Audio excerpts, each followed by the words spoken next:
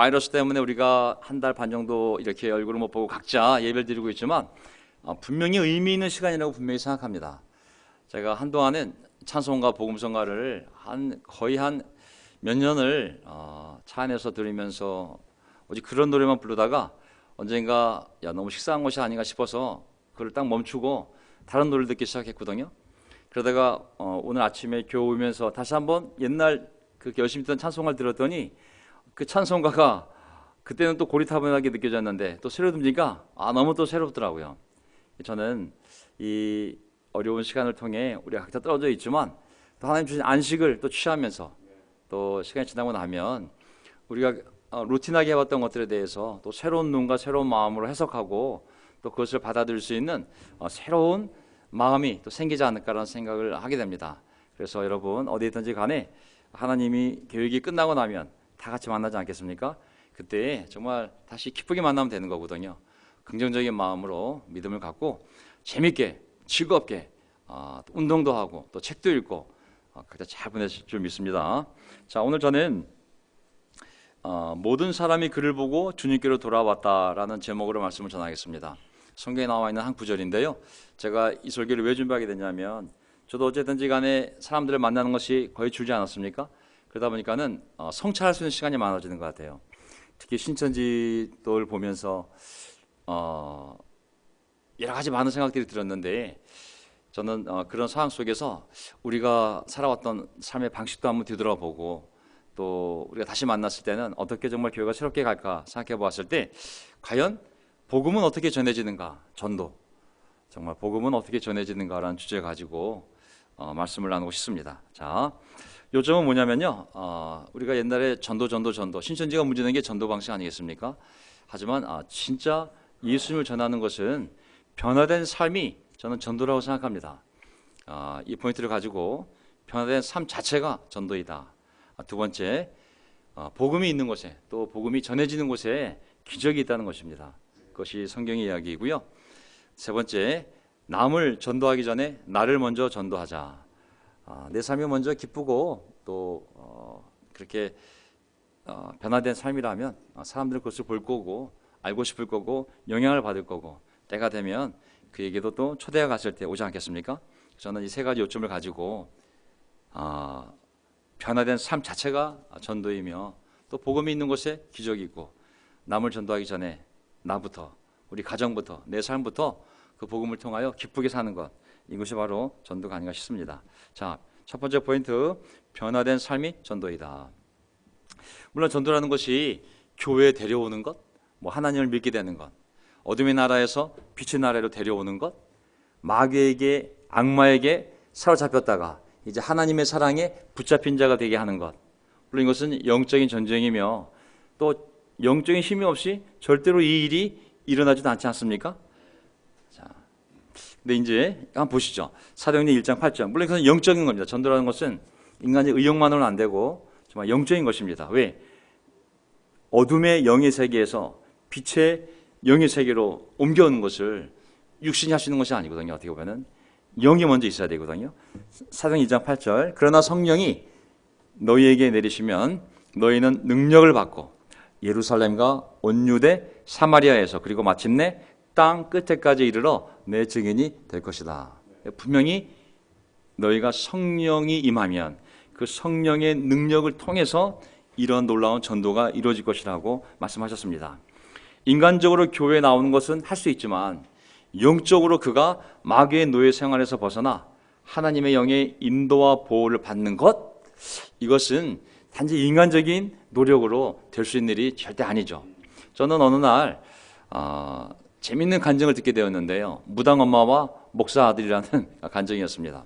거기 보면 당대에 내노라는 무당이 있었는데 그 자식이 교회를 나간다고 하니까 했던 말이 전 지금도 생각이 납니다. 교회 나가는 건 괜찮은데 예수는 믿지 마라. 그 한마디에 귀신이 뭘 알긴 아는구나. 교회를 나간다고 다 예수를 믿는 건 아니니까. 어쨌든 이것은 영적인 거거든요. 영적인 거. 예. 몸이 나갈 수 있겠죠. 하지만 영이 살아나야 되는 거잖아요. 자, 이번에 저는 한국에서 어떻게 우리가 복음이 전해질까 생각해 보았을 때 안타까운 일들을 우리 다 목격했습니다. 집단 감염의 의심 대부분이 자꾸 사람들의 눈초리가 교회로 향하고 있습니다. 국가의 간곡한 부탁에도 불구하고 예배 모임을 강행하고 또 국가와 국민께 지대한 염려를 끼친 일을 또 몇몇 교회에서 일어났기 때문에 신천지도 어쨌든 교회라는 이름을 사용했고, 저는 이걸 보면서 사람들이 혹시 교회가 너무 기복적이고 미신적이고 너무 이질적인 거 아니야? 라고 사회 구성원이 생각하게 되면 점점 이 기독교의 복음을 전하는 것이 어려워지지 않을까? 차라리 반대로 교회가 선제적으로 더 희생적으로 본을 보였다면 이 어려울 때 사회가 그 모습을 보고 좀 감동을 받고 역시 하나님 있는 사람들은 틀린데 이랬으면 얼마나 좋았을까라는 아쉬움이 남습니다. 구약 레위기를 보면 이런 표현이 몇 구절 반복이 되어 있는데요. 어떤 표현이 있냐면 그렇게 하는 것은 너의 하나님의 이름을 더럽게 하는 일이다. 나는 여호와다. 나의 이름으로 거짓 맹세를 하여 너희 하나님의 이름을 더럽혀서는 안 된다. 나는 주다. 하나님의 이름을 욕되게 해서는 안 된다. 저는 어떤 부분에서는 우리가 좀 더 순수한 동기는 다 좋은데 이 사회 안에 한 구성원으로서 또 우리가 그들을 사랑하고 본이 돼서 복음을 전할 거라고 생각을 한다면 좀 더 지혜롭게 생각하고 행동을 해야 되지 않을까라는 생각을 이번 사태를 통해서 우리 사회를 보면서 교회들을 보면서 생각하게 됐습니다. 자, 사실 우리가 길에 나가 정말 뭘 나눠주고 전도하고 명함을 받고 전화번호 받고 여러 가지 방법으로 초대하고 교제하고 관계를 쌓고 성경을 공부하고 끝나면 세를 주지 않습니까? 이게 우리가 여태까지 했던 방식입니다.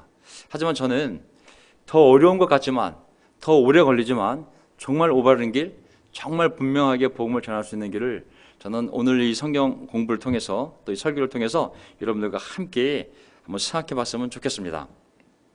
자, 저는 이 길을 한번 볼까요? 마태복음 5장 14절. 마태복음 5장 14절을 보게 되면 너희는 세상의 빛이다. 산 위에 세운 마을은 숨길 수 없다.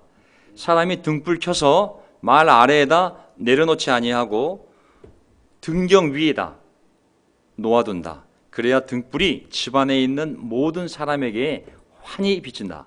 집안에 있는 모든 사람에게 환히 비친다. 이와 같이 너희 빛을 사람에게 비추어서 그들이 너희의 착한 행실을 보고 하늘에 계신 너희 하나님께 아버지께 영광을 돌리게 하여라. 저는 우리의 삶이 개인이 되었던 공동체가 되었던 어떤 레벨이 되었던지 간에 사람들이 보게 하는 것이 저는 전도라고 생각합니다.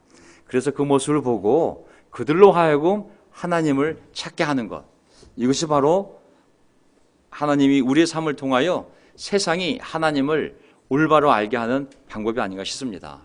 나쁜 것이 아니라면, 정말 좋고 빛나는 것이라면 당연히 사람들에게 비춰질 것이고, 그리고 사람들이 그 모습을 보고 정말 깨닫고 저들이 믿는 하나님이 이런 신이구나 라고 하게 될 거라고, 그게 저는 정말 전도라는 생각이 듭니다. 요한복음 13장 34절, 요한복음 13장 34절, 우리가 전도라는 측면에서 생각해 볼까요? 이제 나는 너희에게 새 계명을 준다. 서로 사랑하여라. 내가 너희를 사랑한 것 같이 너희도 서로 사랑하여라. 너희가 서로 사랑하면 모든 사람이 그것으로서 너희가 내 제자인 줄을 알게 될 것이다. 저는 이 구절을 정말 복음이 전해지는 방법으로 생각해 보았을 때, 너희가 사랑하면 사람들이 보고 저 기독교인 있다, 저기 그리스도인들이 있다, 저 교회 다니는 사람들이 있다, 하나님 믿는 사람들이다 알게 될 것이라고. 전도는 사람들이 보고 알게 하는 것이라 생각합니다. 초대교회 때는 유대인들에게 복음을 전할 때 그것을 증거할, 보고 믿을 수 있는 많은 기적들이, 삶이 함께 했습니다. 저는 세상에는 없는 관계, 지난 시간에도 말씀드렸지만 거짓 없는 믿음과 착한 양심과 깨끗한 마음에서 나오는 그런 사랑, 그런 사랑으로 맺어진 관계는 세상에 없지 않습니까? 사람들이 100이면 100, 모두가 원하고 또 필요로 하는 것이 바로 이런 사랑이고 이런 관계이고 이런 공동체가 아닐까요? 이것은 성경 공부가 대신할 수 없는 것이죠. 뭐 교리 공부, 뭐 퍼스트 프린서플, 아니면 뭐 신천지의 뭐 성경 비유 풀이 이런 걸로 대신할 수 있는 것이 아닌 것이죠. 아무리 그런 것들을 해봤자 보여줄 수 있는 것이 아니니까. 아마 왜 그렇게 공부를 갔냐면 보여줄 사랑이 없기 때문에, 그런 관계가 없기 때문에 더 성경 공부, 교리로 가서 사람을 세뇌시켰는지도 모르겠습니다. 하지만 세상이 교회를 알게 되는 방법, 서로 사랑하면 사람들이 볼거라고. 저는 그게 가장 강력한 전도라고 생각을 합니다. 마태복음 7장을 보게 되면 그러하기에 7장 17절, 이와 같이 좋은 나무는 좋은 열매 맺고 나쁜 나무 나쁜 열매 맺는다. 좋은 나무 나쁜 열매 맺을 수 없고 나쁜 나무 좋은 열매 맺을 수 없다. 좋은 열매 맺든지 좋은 열매 맺지 않는 나무 찍어서 불 속에 던져진다. 20절, 그러므로 너희는 그 열매를 보고 그 사람들을 알아야 한다. 저는 많은 이단들이, 또 사이비는 이단하고 다르지 않습니까? 사이비는 예수를 사용하고 그리스도를 사용하고 많은 영적인 단어들을 사용하지만 기독교가 아닌 것이죠. 비슷하지만 아닌 것이죠. 근데 그런 것들을 보게 되면 순서가 그들의 삶을 보고 교리로 들어가야 되는데, 먼저 교리를 통해 세뇌가 된 다음에 교회를 가기 때문에 이게 벌써 세뇌가 되면 분별력을 잃어버리거든요. 하지만 성경은 거꾸로 얘기하고 있거든요. 열매를 먼저 보라고. 성령의 열매를 먼저 확인해 보라고. 그들 삶에 들어가서, 그들 교회에 들어가서 정말 하나님의 공동체로서 하나님의 말씀대로 살아, 하나님의 영이 그들과 함께 해서 개인이 되었던 공동체가 되었던 그런 기쁨과 그런 관계로 그런 열매를 맺으며 살아가는지, 그 가르침 보기 전에 삶을 먼저 보라고. 교리 공부하기 전에 그 공동체에 가서 너희 눈으로 상식적으로 살펴보라고. 정말 너희가 살고 싶은 삶인지. 갈라디아서 5장 22절을 보게 되면 확인할, 교회라면 전도가 되기 전에 확인해야 될 내용이 있습니다. 바로 5장 22절, 갈라디아서 5장 22절. 성령의 열매는 사랑과 기쁨, 평화, 인내심, 친절함, 선함, 신실함이, 그리고 온유와 절제입니다. 24절, 그리스도 예수께 속한 사람은 정욕, 욕망과 함께 자기의 육체를 십자가에 못 박았습니다. 저는 이 방법, 확인하는 방법은 이거라고 생각됩니다. 전도지를 받아서 공부를 하기 전에, 교리로 들어가기 전에 먼저 사람들의 삶을 확인해야 됩니다. 정말 하나님을 따라 올바로 사는지 확인할 방법은, 야, 우리가 14만 4천 명이야. 아닙니다. 우리가 작년에 20년 전 시작했는데 벌써 우리가 10,000명 있어. 야, 전 세계에 우리가 150개 나라가 있어. 교회 있어. 우리는 정통 장로교파야. 그런 것도 아닌 것이죠. 바로 몇 명이 모였든지 간에 그들이 삶에서 보여주는 성령의 열매가 그들의 교리나 그들의 숫자나 그들의 얼마나 오래됐는지가 중요한 것이 아니라 바로 우리가 확인할 수 있는 유일한 참된 교회의 예수님 공동체의 모습인 것이죠. 그들이 삶에서 보여주는 성령의 열매. 전 TV를 살 때 상식적으로 생각해 보면 성능을 보고 잘 나오는지 안 나오는지 먼저 보고, 그 다음에 가격이 얼마인가 보고 사지, 정확한 스펙을 갖다가 전자가 어떻게 되고 그거 공부하면서 사지 않지 않습니까? 아니, 정말 내가 무슨 과일을 살 때 눈으로 먼저 어떤 게 정말 파랗고 빨갛고 잘 익었는지 보고 사지, 거기에 비타민C가 몇 프로 함량돼 있고 그거 공부하고 사지 않지 않습니까? 참된 전도는 우리 교회의 모습을 보여주고 그들이 와서 눈으로 보고 먹고 맛을 보고 정말 사람들 사는 모습도 보고 서로 존중하며 그들의 친밀한 관계도 보고 정말 그런 삶을 살고 싶을 때, 사고 싶을 때, 그때 저는 성경 공부를 하면 된다고 생각합니다. 네. 그렇기 때문에 사도행전 17장 11절에 보면 베레아 유대 사람들은 데살로니가 유대 사람들보다 더 고상한 사람들이어서, 의심이 많은 사람들이어서가 아니라 더 고상한 사람들이어서 아주 기꺼이 말씀을 받아들이고 그것이 사실인지 알아보려고 날마다 성경을 상고해야 한다. 다른 사람에게 알리지 말고 몰래 우리끼리 공부하자는 얘기는, 다른 말로 얘기하면 너 다 세뇌될 때까지 아무에게도 말하지 말라는 얘기와 같은 것입니다. 거꾸로 우리는 자신 있게 우리의 삶을 보여주고, 우리 이렇게 산다고, 예수님 안에서, 그리고 우리 이렇게 하나님 말씀을 믿는다고, 너도 가서 확인해 보라고, 이성이 있으니 가서 설교도 들어보고 확인해 보라고, 이렇게 당당하게 복음을 전하는 것이 저는 올바른 복음 전도 방법을 믿습니다. 신천지가 온갖 거짓으로 정말 모략 전도에 사람들을 거짓으로 모아놓고, 성경 공부도 절대 부모에게 알리지도 말고 아무에게도 알리지 말라고, 그 자체가 이미 나는 사이비어라는 것과 똑같은 거 아니겠습니까? 예. 자, 복음이 있는 곳에 기적이다. 복음이 있는 곳에 기적이다. 자, 이 두 번째 포인트로 한번 넘어가도록 하겠습니다. 마태복음 28장을 보게 되면 다 아는 말씀이지만, 예수님께서 승천하시기 전에, 부활 승천하시기 전에 제자들을 모아두고 가서 세례주고 내가 너에게 명령한 모든 것을 사람들에게 가르치라고, 복음을 전하고 계속 복음 안에 살도록 가르치라고, 내가 세상 끝날까지 항상 너희와 함께 있을 것이다. 아멘. 예수님의 약속은 전제 조건이 있습니다. 항상 함께 하는데 그 앞에 전제가 뭐냐면 계속 사람들에게 하나님 말씀을 전하라고, 그리고 그들을 가르치라고. 그렇다면 그곳에 내가 항상 너희와 함께 있으면서 기적을 일으킬 거고, 필요한 모든 것을 공급해서 너희가 가르치는 것, 너희가 사는 삶이 바로 하나님이 원하는 올바른 삶이라는 증거를 안 믿는 그들에게도 또 너희들에게도 보여줄 거라는 말씀인 거거든요. 그래서 저는 복음이 전하는 곳에, 복음이 전해지는 곳에, 또 있는 곳에, 다시 말하면 사람의 영혼을 살리는 곳에 주님이 함께 계셔서 놀라운 기적과 놀라운 변화를 만들어 주심으로 말미암아 그 복음이 사실임을, 그 구원의 소식이 사실임을, 우리가 하고 있는 모든 노력이 정말 거룩한 행위임을 증거해 주심을 믿습니다. 아멘. 그 증거가 없다면 전하는 우리가 올바로 살고 있는지 알 수가 없고, 듣는 사람도 이게 진짜인지 알 수가 없거든요.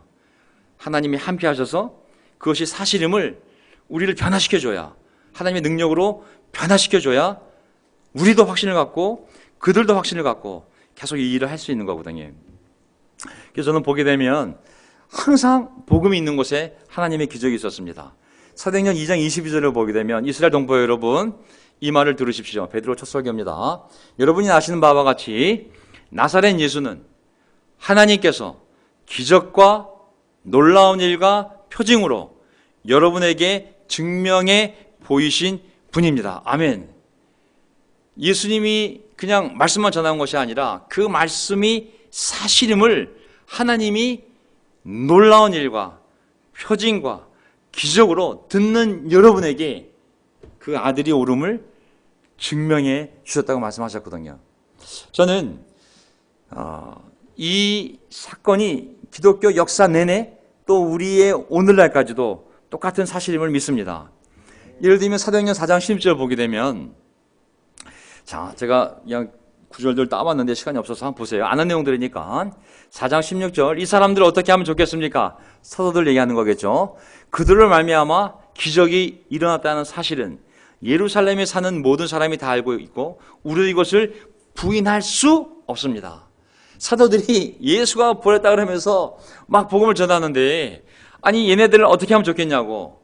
뭐가 문제냐면 그 내용도 내용이지만 그들로 말미암아 기적이 일어났다는 사실은 누구도 부인할 수가 없다는 것이죠. 사도들이 복음을 전할 때 하늘로부터 그것이 사실임을 증거해주는 많은 놀라운 일들이 벌어졌거든요. 사도행 6장 8절을 보게 되면 또 스데반도 마찬가지입니다. 스데반 집사. 스데반은 은혜와 능력이 충만해서 백성 가운데서 놀라운 일과 큰 기적을 행하고 있었다. 스데반이 예수 그리스도를 증거할 때 그 말이 사실임을 하늘에서부터 능력을 부어주셔서 놀라운 일과 큰 기적을 계속 일어나게 하면서 동시에 하나님의 말씀이 선포되었기에 사람들이 부인할 수가 없는 것이었거든요. 사도행전 9장 11절 사도 바울도 마찬가지입니다. 그가 하나님 말씀만 전한 것이 아니라 하나님께서 바울의 손을 빌어서 비상한 기적들을 행하셨다. 사도 바울도 그가 복음을 전할 때 고집센 자들이 그걸 보고 믿을 수 있게끔 많은 기적을 일어나게 했습니다. 왜? 그것이 사실임을 하늘로부터 증거를 보여준 것이거든요. 사도행전 9장을 보게 되면 또한 베드로 사도 역시 많은 기적을 하나님이 그 베드로를 통해서도 일어나게 했음을 알 수가 있습니다. 35절을 보게 되면 룻다와 샤론에 사는 모든 사람이 그를 보고 주님께로 돌아왔다. 그가 누구냐면 베드로가 아닙니다. 여기서 그는 베드로가 복음을 전할 때 베드로를 보고 돌아온 것이 아니라 그 앞에 내용을 보게 되면 그가 사방을 돌아다니며 복음을 전하다가 룻다까지 이르게 되었는데 거기에 8년 동안이나 중풍병으로 자리에 누워있는 애니아라는 사람을 만나게 됩니다.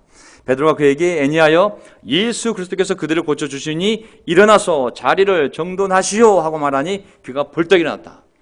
8년 동안 중풍병으로 누워있던 자였기 때문에 사람들은 그 사실을 알고 있었고 베드로가 복음과 함께 그 기적을 일으키니 모든 사람이 일어난 애니아를 보고 주님께로 돌아왔다는 내용이거든요. 기적은 이런 변화들은 우리가 전하는 메시지예요. 사실임을 증거하고 많은 사람을 복음을 듣게 만드는 것이죠. 42절에 보게 되면 그 일이 온 요바에 알려지니 많은 사람이 주님을 믿게 되었다. 여기서 그 일은 어떤 일일까요? 바로 앞에 있는 일이 아니라 또 요바에는 누가 있었냐면 다비다라는 여제자가 있었습니다. 근데 이 여자가 병이 들어 죽게 됩니다. 정말 존경받는 여제자였는데 베드로가 사람들을 바깥으로 다 내보내고 나서 무릎을 꿇고 기도를 하게 됩니다. 그리고 다비다요 일어나시오 하고 말했더니 그 여자가 눈을 벌떡 뜨고 베드로를 보고 일어나서 앉게 됩니다. 자, 그래서 그 여자를 성경 본문에 보면 그 여자를 이렇게 세웁니다. 당연히 많은 성도들과 신도들이 그 여자가 살아있음을 보게 된 것이죠. 그 일이 온 요바에 알려지니 많은 사람이 주님을 믿게 되었다.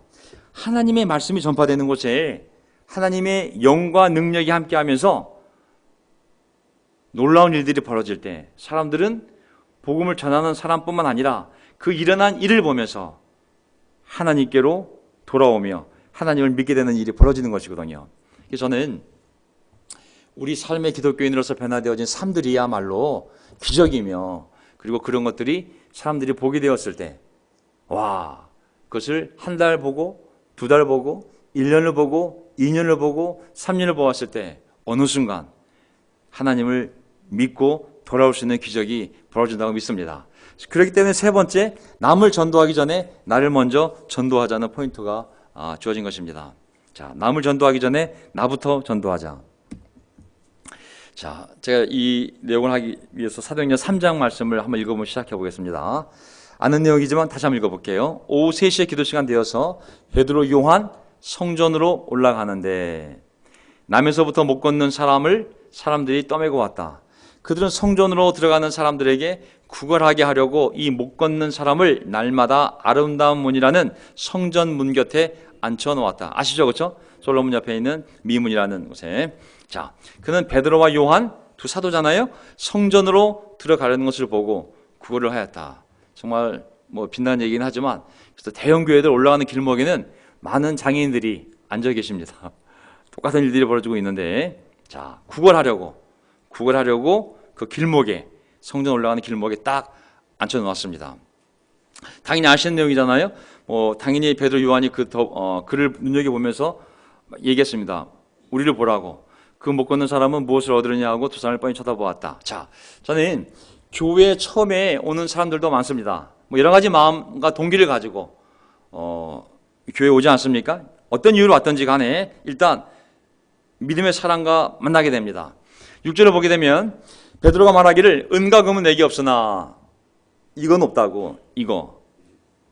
하지만 내게 있는 것을 그대에게 주니 나사렛 예수 그리스도 이름으로 일어나 걸으시오 하고 그의 오른손을 잡아 일으켰다.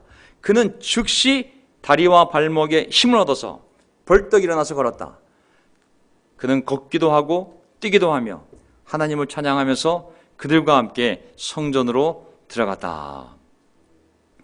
자, 들어갔기 때문에 사람들이 볼 수 있게 된 것이죠. 사람들은 보게 됩니다. 그가 걸어다니는 것, 그리고 하나님을 찬양하는 것. 10절에 보게 되면 아니 이 거지가 그 아름다운 문 곁에 구걸하던 그 거지인데 어떻게 이 구걸하던 이 사람이 이 몸이 우리가 평생을 지켜봤는데 어떻게 벌떡 일어나서 어떻게 하나님을 찬양하게 되었는가. 몹시 놀랐다고 표현되어 있습니다. 저는 이 모습을 보면서 여러 가지 생각이 들지만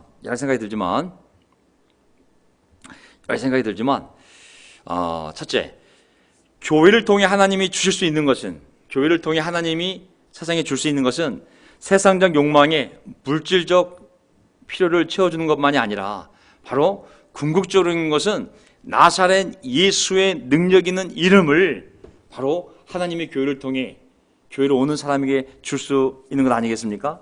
금과 은은 우리에게 없다고. 사실 교회에 금과 은이 있는 교회들도 있어요. 하지만 우리는 금과 은이 적자기 때문에 없어요. 사실 명동교회는. 하지만 나사렛 예수의 이름을 줄 수 있다고. 이것은 능력 있는 이름으로 네 삶의 근본적인 변화를 일으킬 수 있는 능력 있는 이름이라고. 저는 사람들에게 가장 필요한 것이 무엇인가? 과연 은과 금일까? 당장은 먹고 살 돈이 필요하지만 정말 필요한 것은 하나님과의 관계의 회복이며 그 안에서 누리는 평화와 기쁨이라고 믿습니다. 그분을 통해 내 삶의 필요들이 채워져 가면서 하나님과 함께 동행해 가는 것, 그 엄청난 삶의 변화이며 기쁨인 거거든요. 이 사람들이 놀랐던 이유는 뭐냐면 그가 분명히 평생 안진뱅이 정말 장애인인데 그가 걸어다니는 것 뿐만 아니라 하나님을 찬양하는 것.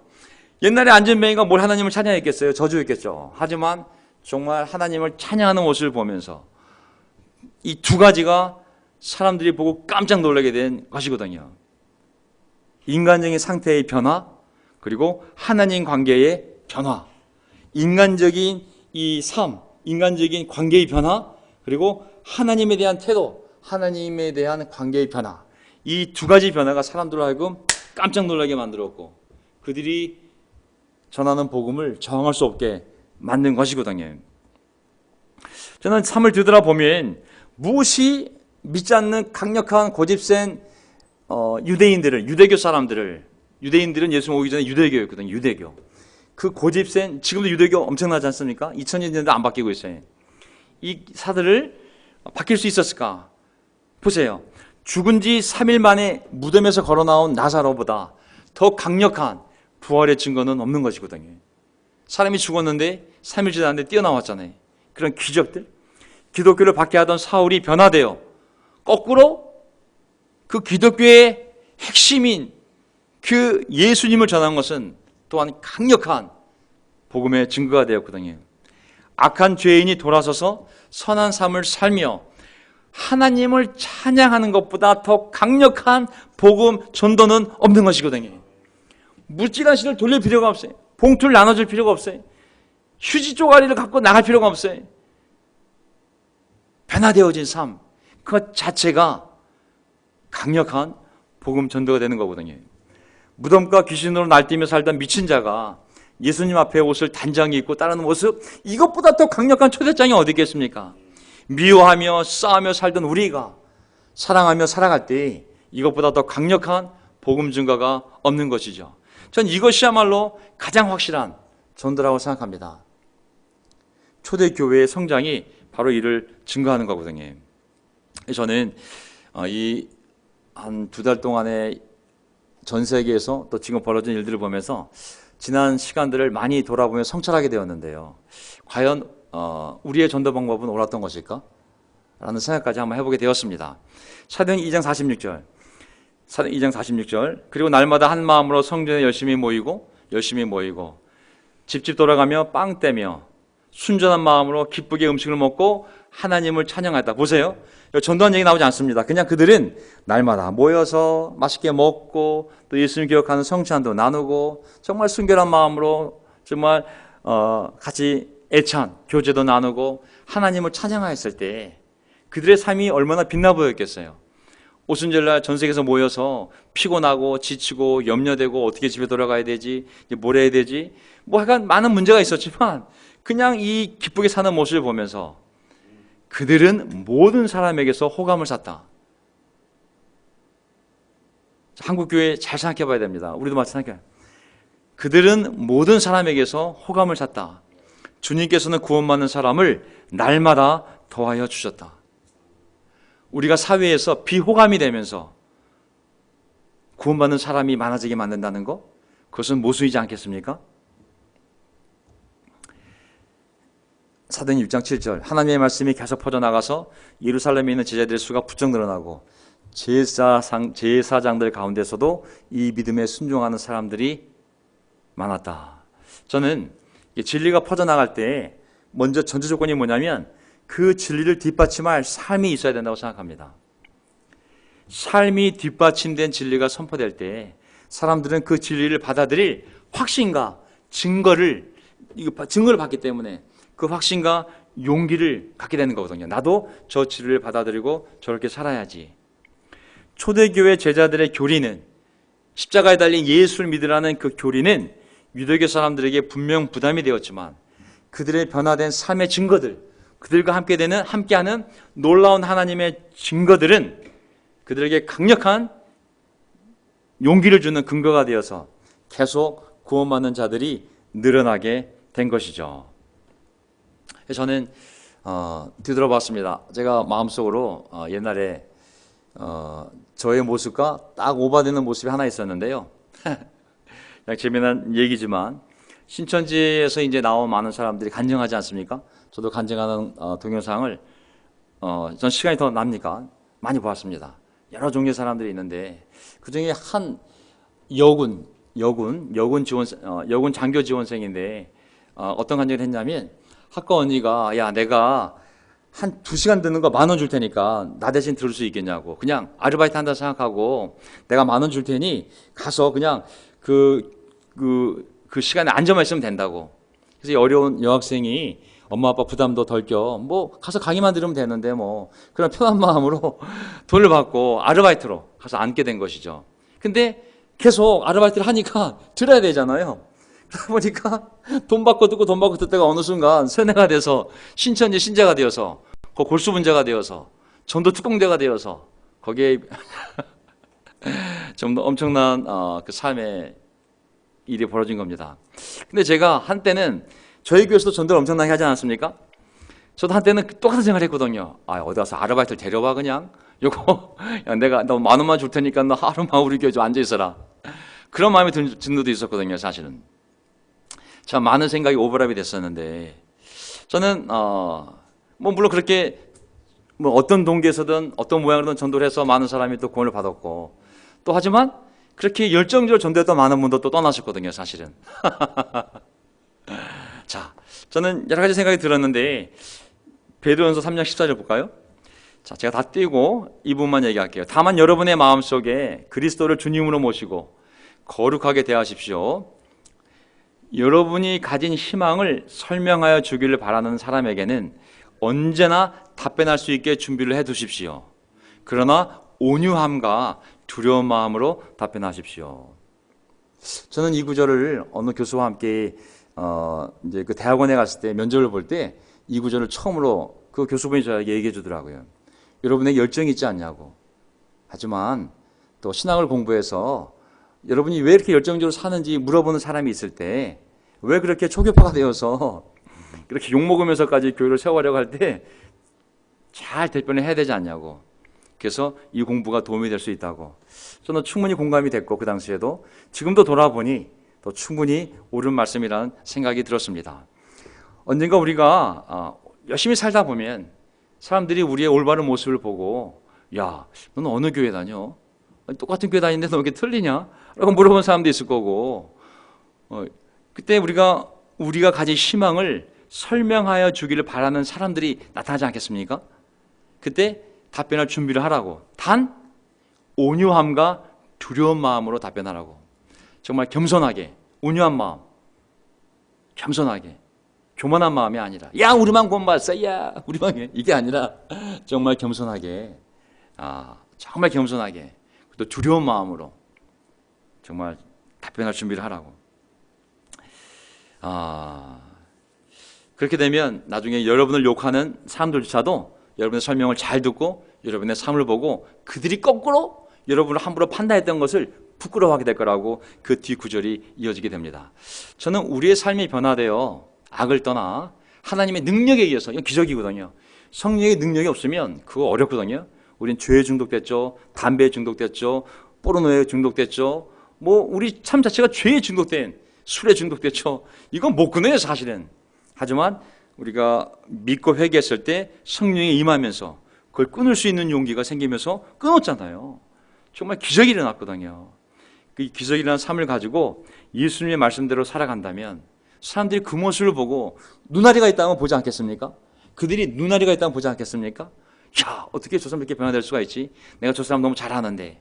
처음엔 안 믿겠지만 한 달, 6개월, 1년, 2년, 3년 그 모습을 보고 다가와서 여러분이 가진 희망을 설명하여 주기를 바라는 날이 올 거라고. 저도 아내도 처음 이 교회를 오게 되었을 때, 아내가 이 교회를 처음 오게 되었을 때 아내는 순복음교회 집사였지 않습니까? 파리교회에서 정말 열심히 살았다 그러네. 거기 신학대학원도 다니면서 정말 열심히 살았다 그러네. 새벽기도 한 번도 안 빠지고 추석기도 안 빠지고 파리에서 정말 열심히 살았다 그러더라고요. 언젠가 저랑 같이 신학 얘기하는데, 근데 한국에 와서 그 직장을 다닐 때 그 직장 안에서 한 자매가 너무 정직하게 사는 삶을 제가 지켜보게 되었대요. 근데 그게 한두 번이 아니라 2년 정도를 지켜봤대요. 2년 정도를. 그 자매를. 물론 우리 교회 자매죠. 근데 2년 동안 지켜보다가 얘는 정말 진짜구나. 그러는데 어느 날 그 자매를 교회에 데려줄 일이 생기게 되었고, 그 교회에 데려다 주면서 그것이 계기가 되어서 한번 초대를 받게 되었고, 그리고 처음으로 이 교회에 오게 된 계기가 된 거죠. 2년 동안 그 자매의 삶을 지켜보다가 어느 날 기회가 되었을 때 그 진실한 삶을 살았기 때문에 그 초대가 진실되어져서 또 어느 날 도와주다가 이 교회를 오게 된 것이죠. 저도 1993년도에 이 교회를 처음 오게 되었거든요. 제가 이 교회에 처음 오게 되었을 때 저는 원래 신한은행 본점에 근무하는 사람이었습니다.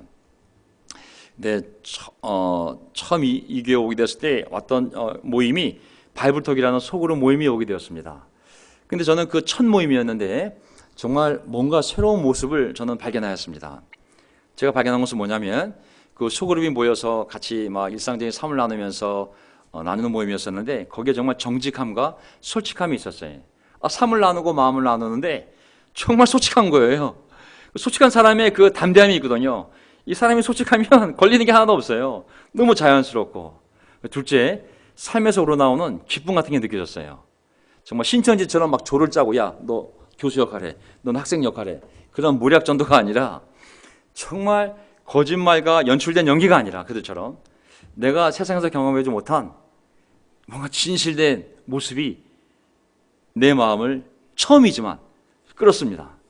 저는 그 첫 모임이긴 하지만 그 안에 있었던 그런 진실된 모습들, 그런 기쁜 모습들 때문에 저는 마음이 움직였고, 그리고 성경 공부를 하려는 용기가 생겼습니다. 물론 그 뒤에도 또 그들 교회도 가보고 그들 집에도 가보면서 교리는 그 당시 온리처치, 정말 100 몇 명밖에 안 되는데 대한민국에서 유일하게 구원받은 교회라는 정말 엄청난 확신들이었지만, 저는 그것보다는 정말 저도 하나님 그 당시에 믿는 건지 안 믿는 건지 모를 정도로 타락한 삶을 살고 있었고, 뭔가 하나님 말씀대로 정직하게 최선을 다해 사는 모습, 또 초교파라는 모습, 비록 장로교 감리교 침략은 아니었지만 우리는 교파가 아니라고, 무슨 교파가 아니라고, 우리 그냥 순수하게 하나님 말씀대로 그냥 믿고 따르는 그런 사람들의 모임이라는 그 팀이, 그 삶의 비전이 저에게 그것이 옳은 길이라고 생각했기 때문에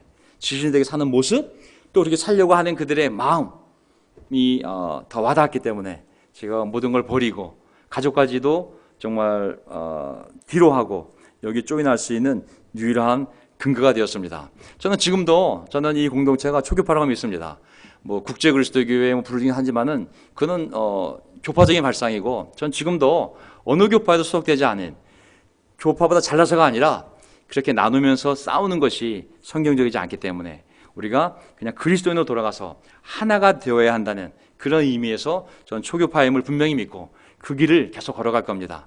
뭐 외부에서 국제교수라고 부른지 모르겠지만은 그런 교파 이름으로 부르지 말고 우리는 그냥 처음 제가 이게 왔던 모습처럼 진실되게 하나님을 따르는 사람들, 부족하지만 서로 사랑하며 함부로 정죄하지 않고 그냥 그리스도인으로서 서로 존중하며 살아가는 그런 공동체를 만드는 것이 또 제 마음속의 소망입니다. 자, 어쨌든지 간에 저는 이 세상이 다 악한 것 같지만 진실을 찾고 싶은 자들이 많이 있음을 우리 기억합시다. 아멘. 정말 다른 교회들 안에 있으면서도 어떤 진실한 공동체와 하나님을 찾고 싶은 사람들이 또한 많이 있음을 기억합시다. 저는 신천지를 보면서 여러 가지 생각이 들었는데요. 성경을 한번 공부해보고 싶은 사람이 가서 30만 명이 되었습니다. 신천지의 초대. 야, 한번 성경 공부해보지 않을래? 나 정말 한번 공부해보고 싶었었는데, 제가 목사 아들인데요. 사실은 한 번도 공부해본 적이 없었거든요.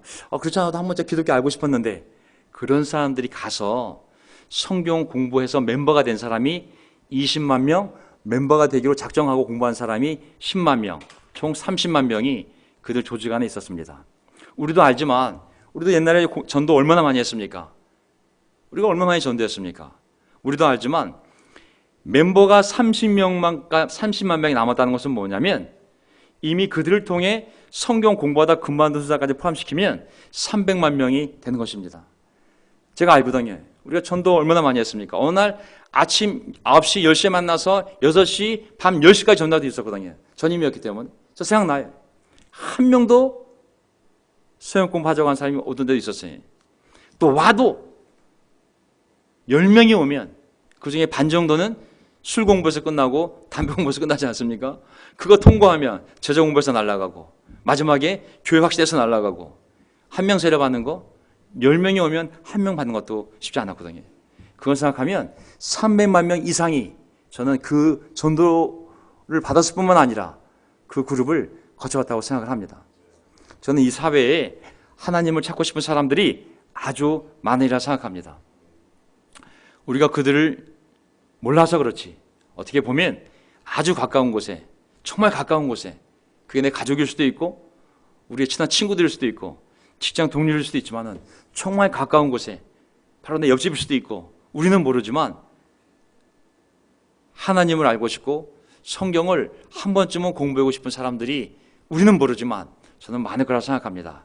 저는 그러한 마음을 가지고 길거리 나서 전도하자는 얘기가 아니라 저는 우리의 삶을 먼저 말씀 위에 성령의 인도를 따라 올바로 세워두고 살아간다면 언젠가 가까운 누군가가 우리의 모습을 보고 내 가족이 되었던 친구들이 되었던 동료들이 되었던 내 옆집 아줌마가 되었던 그 모습을 보고 혹시 하고 누구세요라고 물어볼 때 우리가 한 번은 초대할 수 있는 길들이 반드시 열릴 거라 믿습니다.